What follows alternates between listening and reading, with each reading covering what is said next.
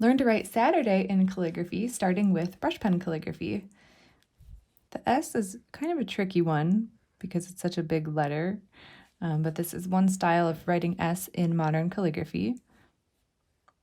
I'm using a marker paper on top of calligraphy guide sheets so that I can see through the paper to the guide sheets that are printed underneath.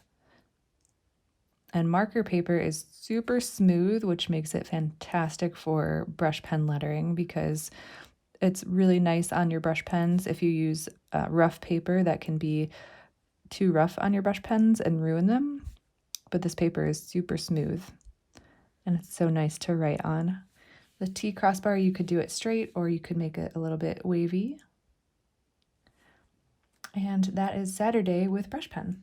Now let's do faux calligraphy, writing Saturday, starting off with the, oh, my pen.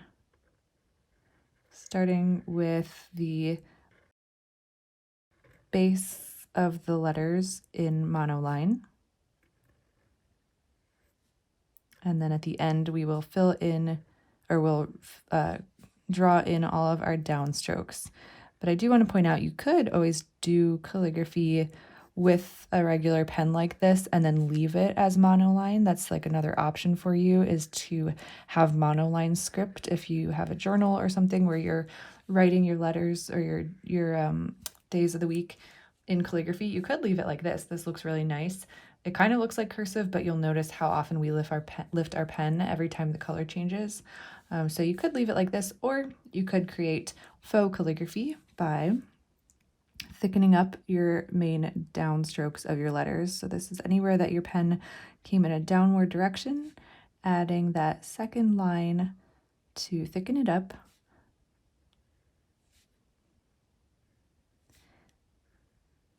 And if you want to really challenge yourself and really think ahead, there's another way that you could do this instead of doing all of these at the end, where you'll end up with some spots that this thin line intersects through the thick line. You could do your gaps as you go, or do your downstroke thickening as you go, which would look, for example, for the S, something like this, where you start with that downstroke so that when you go in and make your upstroke, it's not going to intersect through that line. It does take some practice. The S is a particularly tricky one, but like another example would be the T. You could make your T like this so that when you create that crossbar, you lift your pen and leave that gap open. But it's also completely fine to leave it like this. Let's use the brush pen to write capital block letters. These are going to be shorter than your calligraphy, but apply the same idea of thick downstrokes. And you can stylize this however you'd like with your own handwriting, but this is just one way that you could write it with a brush pen. Okay, for Saturday bounce lettering, let's do an S that almost looks like a lowercase s, but we're going to make it taller to make it the capital letter. And then otherwise, it's the same idea for bounce lettering, dropping certain parts below the baseline to add that playful character of bounce lettering, opening up some of these loops. And then there's also some opportunity for the crossbar of the T to be wavy. Could be like a nice long wave, or we could even add a flourish on it. Sometimes it's easy to try doing different directions, like either start the flourish on one end or the other. Yeah, something like that. And then the Y has the same elongated idea as that T crossbar. So that is one way that you could do Saturday in bounce lettering on the iPad, or you could take this style and apply it to brush pen calligraphy. We're on the last day of the week in Copperplate, Saturday, so I'm going to write the S similar to how I did in Sunday instead of the traditional Copperplate version, just because I personally prefer it.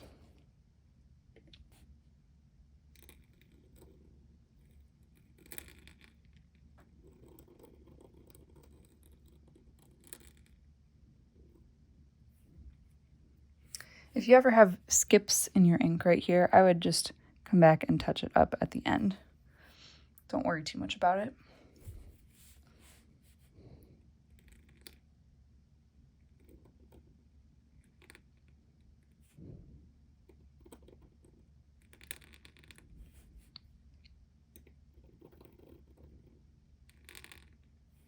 This stroke here in the T is actually the exact same as this shape in the D.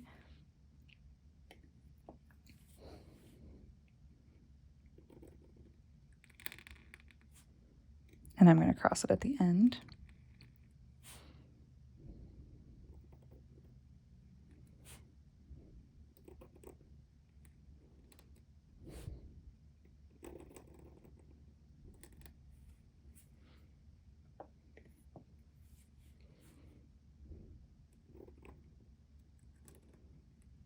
I just usually like to leave my crossbars until the end because sometimes I add a flourish or I make them wavy, or just so that I have all of the other letters already down on paper so I don't run into anything.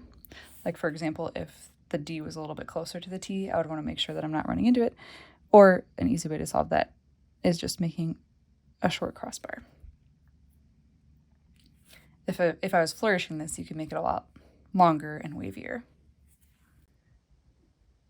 I'm going to start with a horizontal oval on this S that's pretty big, and then right here I'm going to spiral around and make a small inner loop right here, and then I'm going to cross back through a stem,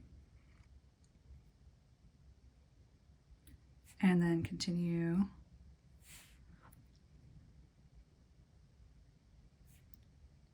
to write the rest of the letters.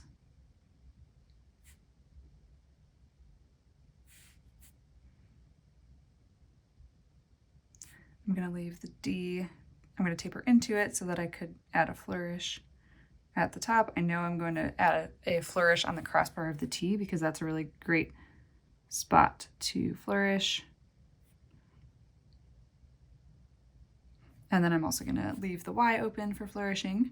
So for the T, I'm just going to do a wavy crossbar that comes up here and finishes with a curve. And for the D, I'll keep it simple. I'm just going to add a loop over here and just cross through. Now for the Y, I'm going to mimic this little extra loop right here. So I'm spiraling in so that I can create this extra loop and then bring it out to the side over here. If I were to write this again, I would probably make the S just a little bit smaller because the scale of this loop is a little bit bigger than the Y, or maybe I would make the Y a little bit bigger to match, just so that the size of those loops is more similar to each other. That's one way that you can flourish Saturday in calligraphy with a brush pen. Let's write Saturday in Spencerian.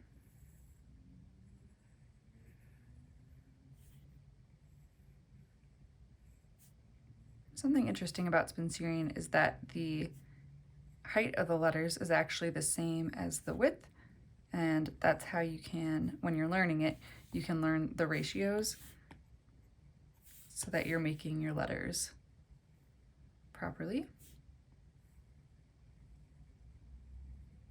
That's one thing that I actually really like about Spencerian is that there's a lot of measurements involved.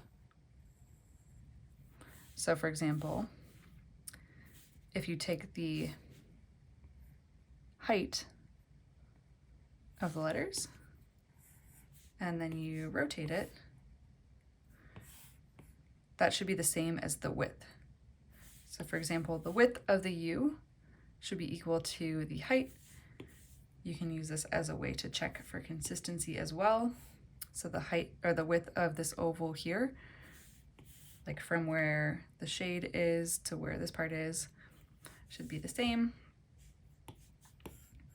Same with this one, same with this one, same with the space between here and here. Mine actually tend to be just a little bit narrower, usually. because I like to zoom in, and if I actually make them the proper width, sometimes it feels a little bit too wide to me. Okay, so another thing about consistency is the shade on the T and the D should be the same as each other. Now my D ended up being not as shaded as the T, so I can go back in and touch that up. For the T, we have two options to cross it. You can either just do a straight line through like this, or you can do a wavy line that sits on top of the letter and doesn't actually cross through it. So that is Saturday in Spencerian. Thanks for watching our series on how to write the days of the week in calligraphy. Let us know in the comments which style is your favorite, and check out the blog post at lovelyloops.com to see pictures of all of these styles, as well as more helpful tips and free resources.